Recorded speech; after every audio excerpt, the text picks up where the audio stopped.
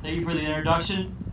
I want to thank all the military families, friends, supporters, special guests, and especially all the veterans who honor us with their presence on this holy ground.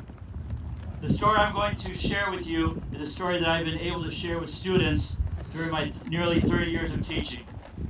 It's a story about heroes, love for America, and gratitude to those who have and continue to serve in the armed forces. I'm a former middle school teacher who taught U.S. history for 25 years. I now teach computer science to many first and second generation students whose families recently came to America seeking a better life. As a teacher, one of my goals is to show students what a remarkable country America is. I hope to accomplish this by telling students how I was rescued from Vietnam, became a citizen, and have lived the American dream many times. My adopted name is David Leduc. My birth name is Le Den Tuan. I was born sometime in 1973 and placed in a Vietnamese orphanage as an infant. I don't have an exact birthday, but I'll get to that shortly. I do understand the irony of me giving a mini history lesson to those who served in Vietnam or had a loved one serve in Vietnam. I promise it will make sense in the end. At the time of my birth, the Vietnam War was coming to a close. America had been fighting North Vietnam and the spread of communism alongside South Vietnamese for 8 years. Over the next 2 years, America would work on an exit strategy. They had to get all the military soldiers, military personnel, embassy personnel, American civilians, and American supporters out of South Vietnam. The last American military and civilian transport left Saigon, South Vietnam's capital city, on April 29, 1975. The famous picture of the Huey helicopter evacuating Americans on the rooftop of the former CIA building in Saigon documented the final hours of America's involvement in the Vietnam War. I was in an orphanage from late 1973 to late April 1975. My biological mom was probably a young woman who could not keep me safe during wartime. Most surrounding villages around Saigon were decimated and destroyed.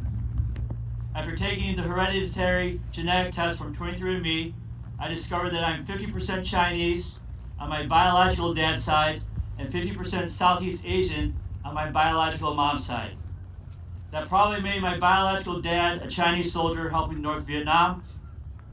Regardless of my genetic makeup, all the children in the orphanages in Saigon were at high risk. It was no secret that when the communist North Vietnamese took over, they would not hesitate to do horrible things to those left behind, including mixed children. They called those children Bui Doi, or the dust of life. In early 1975, the United States and several other Western countries started a rescue mission called Operation Baby Lift. This controversial operation involved removing infants, toddlers, and young children from their home of Vietnam and placing them with families in North America, Europe, and Australia. Throughout 1975, 3,000 children were rescued through Operation Baby Lift. Unfortunately, on the third day of the operation, one of the planes full of children and adults rescuing them crashed with few survivors. Despite the tragedy, the operation continued. The last planes full of children left Saigon on April 27th. I was on one of those planes. I arrived in America on April 28, 1975, 2 days before Saigon fell to the communists. From the reports that I have read, those children left in my orphanage and other orphanages were relocated to nearby villages, hoping to be spared. Unfortunately, most were not. The communists carried out kill orders on anyone suspected of helping Americans and South Vietnamese. They spared no one. My adopted mom, who I'll start referring to as Mom, loves to tell the story about my arrival. On April 27th, she was supposed to be somewhere that day, but had maternal intuition and stayed home. She got a phone call on the landline. They didn't have cell phones in 1975. The adoption agency called and said, there's a plane full of children coming from Vietnam tonight. Would you and your husband want one of them? Elated, my mom spent the next several hours trying to hunt down my dad, now referred to as Dad. My dad was a young attorney at the time and was in court. When he got home, they hunted down a car seat and some baby clothes from neighbors. I should note that the only clothes they found were clothes for girls, so I spent my first week or so in girls' clothes. My parents went to Metro Airport and waited for the plane to arrive. Sometime in the early morning hours, the plane full of sleeping children, except for one. My mom said I was the only one wide awake, alert, and moving around. She said to my dad, oh great, we got the only hyperactive one. For the first few weeks in America, they took me to every doctor they could. I had some health issues, especially my lungs. Thanks to Western medicine, I regained my health quickly. My parents gave me the best education around, and I never wanted for anything. I was naturalized and eventually became an American citizen. To say that I have lived the American dream is an understatement. After high school, I went to Oakland University and majored in education. I later got my master's in instructional technology from Wayne State. I've owned and operated several small businesses along the way. I grew up with some wonderful friends. I married a girl that I had known since early elementary, and together she and I have several beautiful children. I have had an amazing teaching career. Currently, I teach students computer programming and help them make plans for further education, training, and professions. Again, I've lived the American dream several times over. Now back to my birthday. Operation Baby Lift required U.S. soldiers, nurses, and volunteers to get children from the orphanage to the airfield. To come to America, all the children needed to have some basic paperwork. I had none, so they had to make some things up, including a date of birth. I came to America with a name, a sweater, a diaper, and a made-up birthday.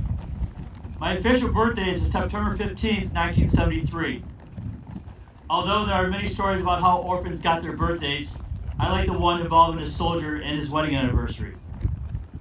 I envisioned a soldier pick me up, calculating that I was about a year and a half, which made my birthday in the fall of 1973, and using his September 15th wedding anniversary date, assigned me my birthday. Like everything during the evacuation, I'm sure reality of what was historically fact got lost in the mix, but it's still a good story. My parents adopted a young girl from Guatemala. They had 3 biological children. Immaturely, I would hold it over their heads that they only got a birthday, but I got a birthday and an airplane day for when I arrived from Vietnam. My mom didn't help matters by making sure I had an airplane-shaped cake delivered to school throughout elementary on April 28th. My wife, or one of my children now, had the pleasure of making an airplane cake for me every year. So what does Veteran Day mean to a refugee and an orphan from Vietnam? It means everything. I would not be here without the brave men and women who put their lives on the line to rescue as many children as they could from the orphanages.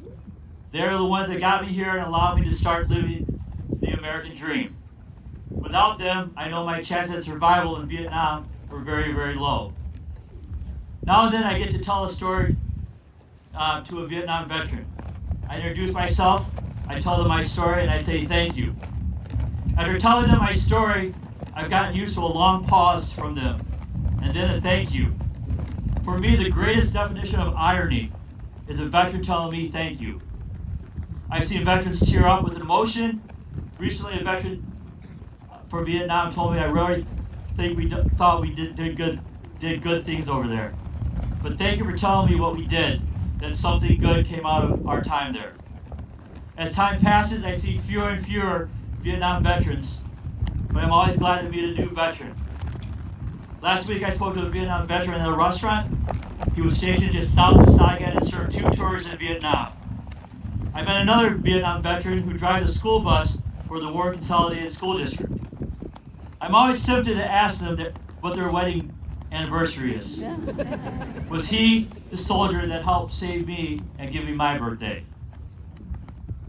Veterans Day is a day to thank military men and women who served America.